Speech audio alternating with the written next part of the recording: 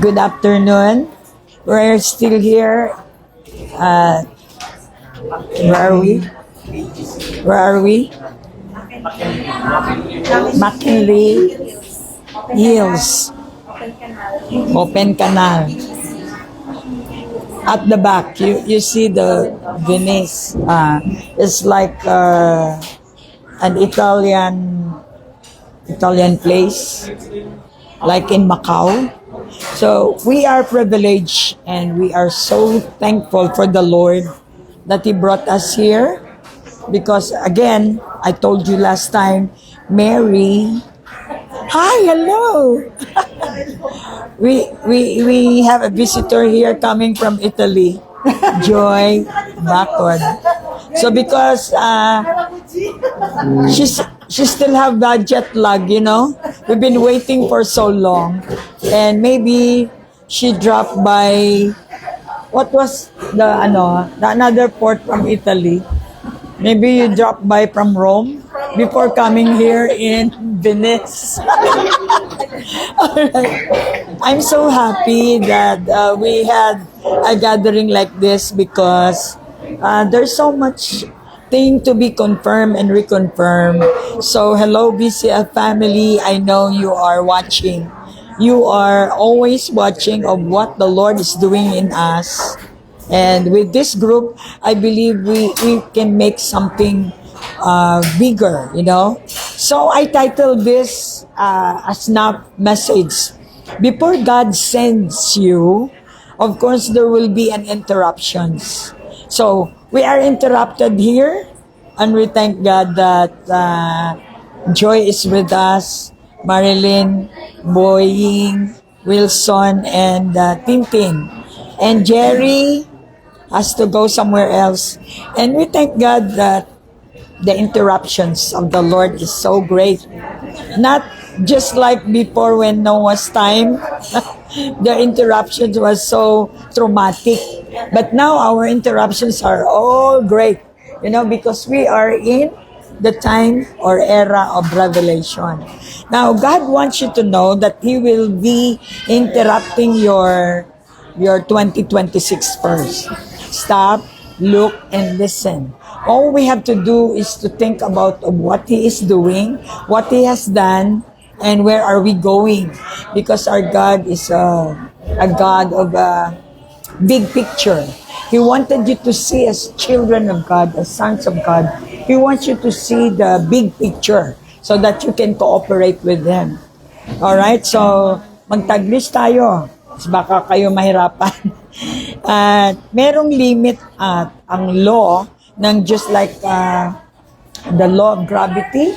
Diba? Pag dito may law of gravity tayong susuungin. And we're going to die if we kakalabanin natin ang law of gravity. So, sa aeroplano naman, kailangan talagang mag-speed para makalaban mo yung law of gravity so you can soar high. Kaya nga ang tawag sa atin mga agila because we have been through, nagkaroon na tayo ng breakthrough.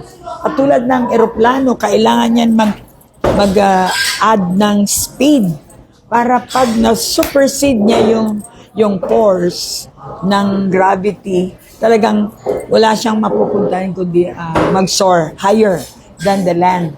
So yun po ang born-again believers. Ang born-again believers ay naka-breakthrough na. We go now to the other side of the lake. Yung dati dito tayo sa area ng pahirapan, di ba? Yung sinasakyan natin, kalabaw, kung ano-ano ngayon, nasa high technology na tayo dahil dito na nga po ang era or panahon na sinasabi ng Panginoon, prophecy, na there will come a time such as this na talagang nag-expand yung ating technology. Everything is so speedy. Kaya, maintindihan nyo sana yung breakthrough na tinatawag. Kailangan tayo mag-breakthrough para magkaroon tayo ng another dimension. Na tayo po ay nasa speedy na.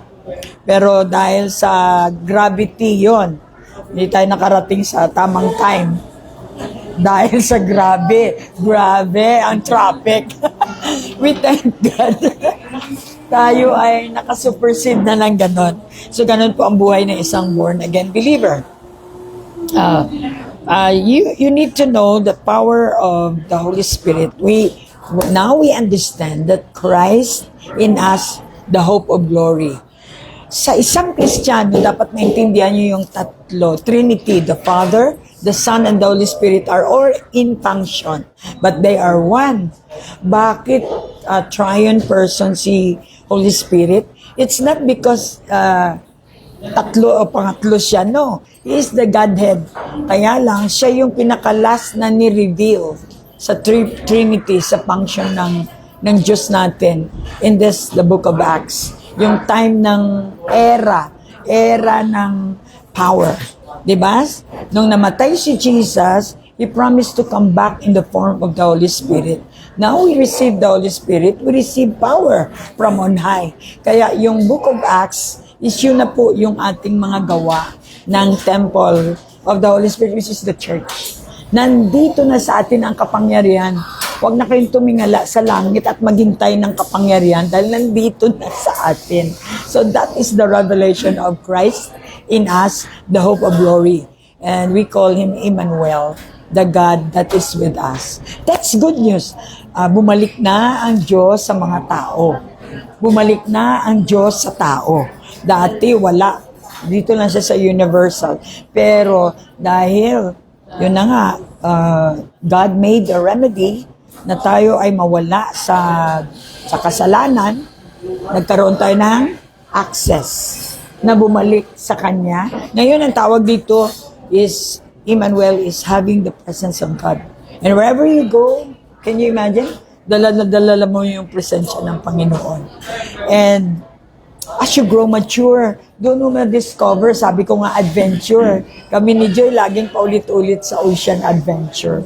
Ang laki ng tinulong ng ocean adventure sa amin because we were mesmerized with yung training ng mga isda na iti-train mo lang pala.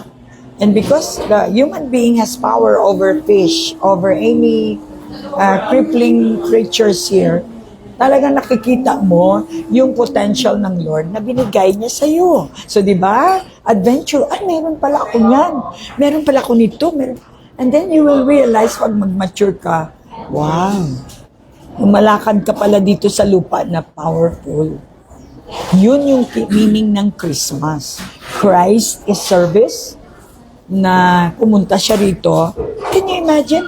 Jesus came just to die? Kung ikaw bigyan ng mission, tapos mission mo, punta ka doon sa lupa, para mamatay. Siyempre, di ba? But, God is so magnificent na pinakita niya sa atin, wala tayong binatbat, we are zero.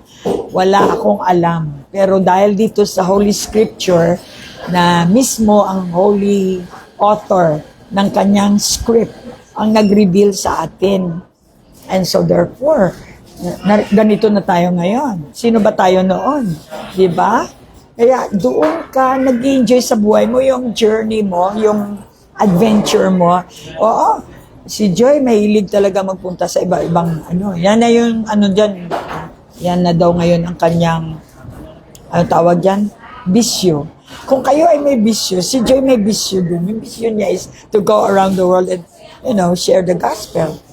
Pero mas maganda pala muna, there will be, yun yung title natin, baka mawala tayo before God will send you out, He is going to interrupt you. Hey, tingnan mo muna yung capacity mo, yung potential mo, ang lahat ng nilagay ko sa iyo before going to the world. We will not just jump off. Na hindi natin alam kung anong pupuntahan natin doon. Ano ang gagawin natin doon? Anong meron tayo? Anong meron ang Diyos? At ano ba talaga ang purpose natin? So, yung 2026 before it opens, you need to be interrupted by the Lord. So, sa Damascus, si Paul, na-encounter niya ang Panginoon, hindi siya binigyan ng conviction. The Holy Spirit did not convict Paul. The Holy Spirit gave Paul a revelation. Pag anak na tayo ng Diyos, revealed na tayo. Di ba amazing? Ano bang ginawa mo? Tinanggap mo lang si Jesus as your own very personal Lord and Savior. According to John 3:16, for God so loved you. And the exchange of believing the Lord Jesus Christ is eternal kind of life.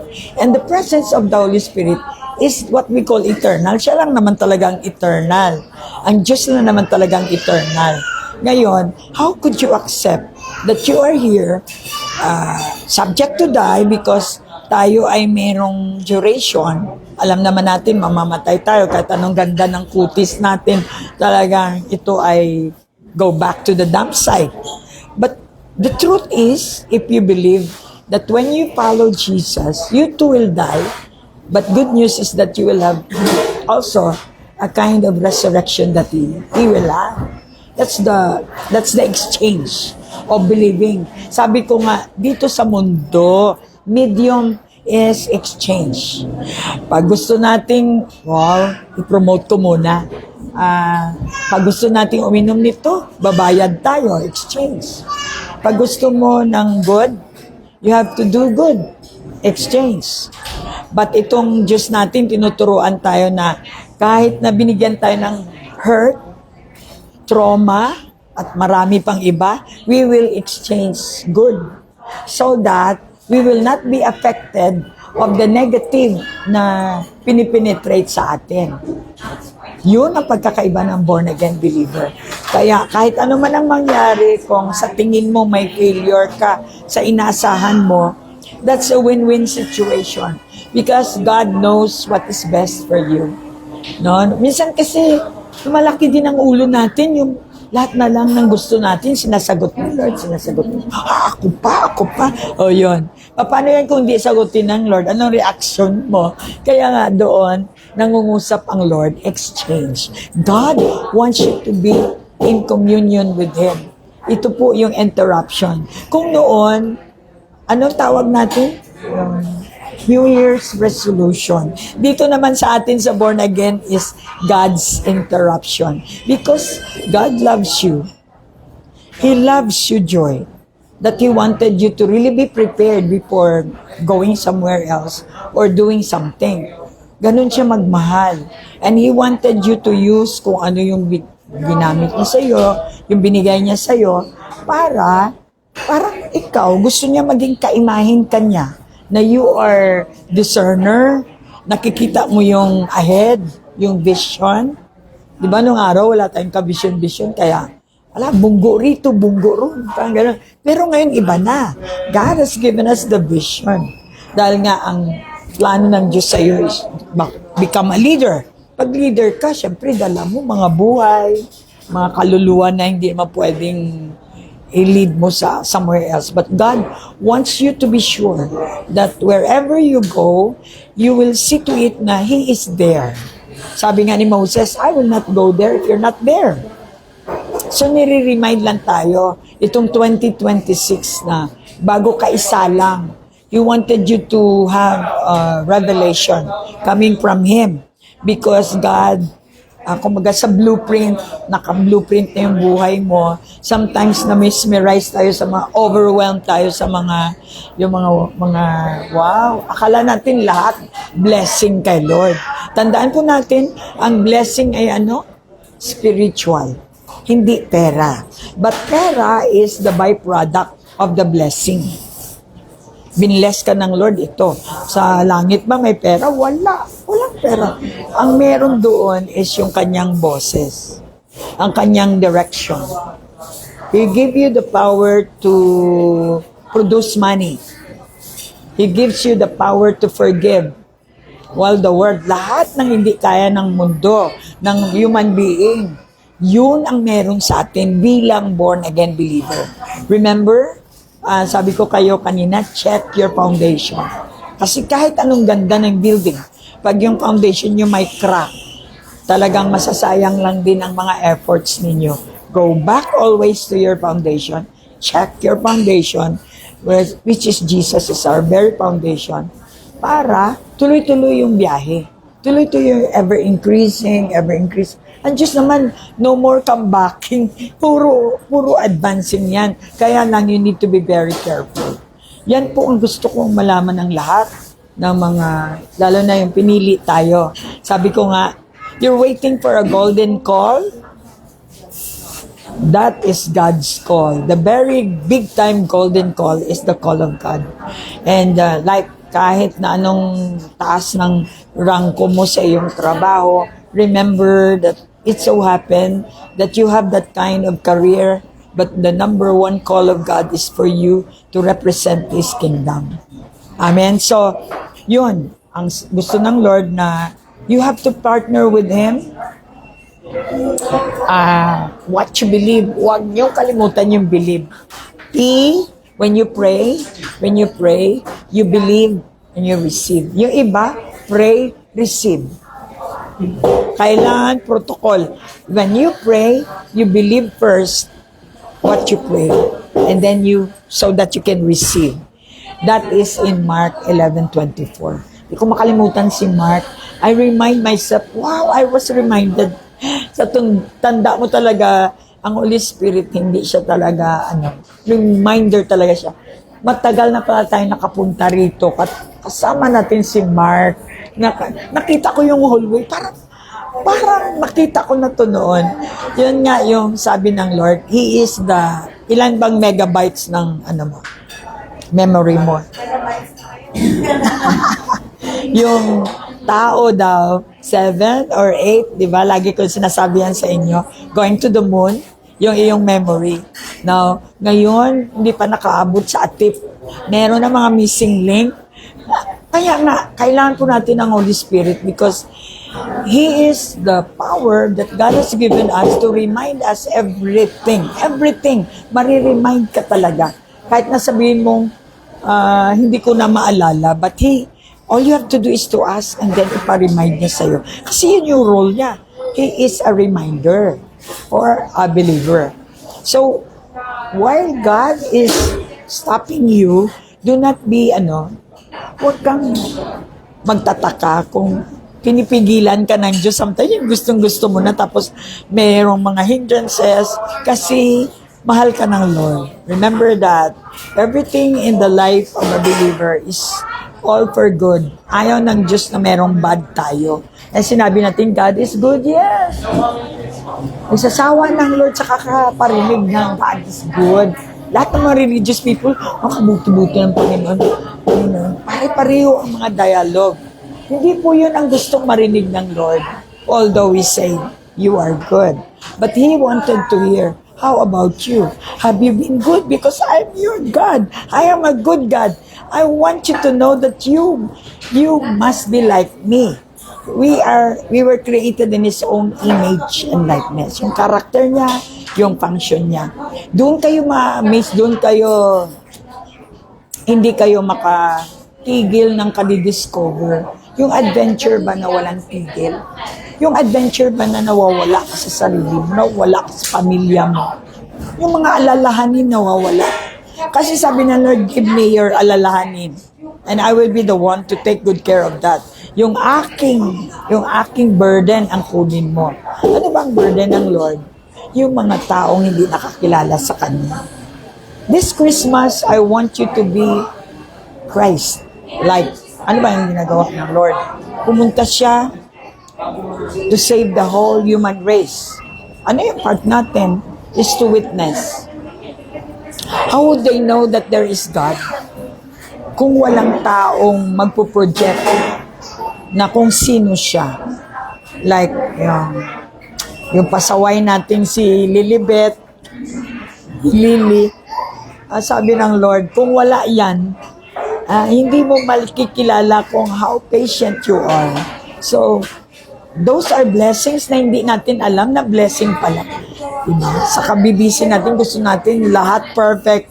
Ayaw natin yung mga pasaway, ayaw natin yung pabigat, ayaw natin yung ganon. But in contrary, yun pala ang gusto ng Lord na you go beyond. Na, ang tingin mo na doon pala sa yung dating pabigat, ang tingin mo, pagaan.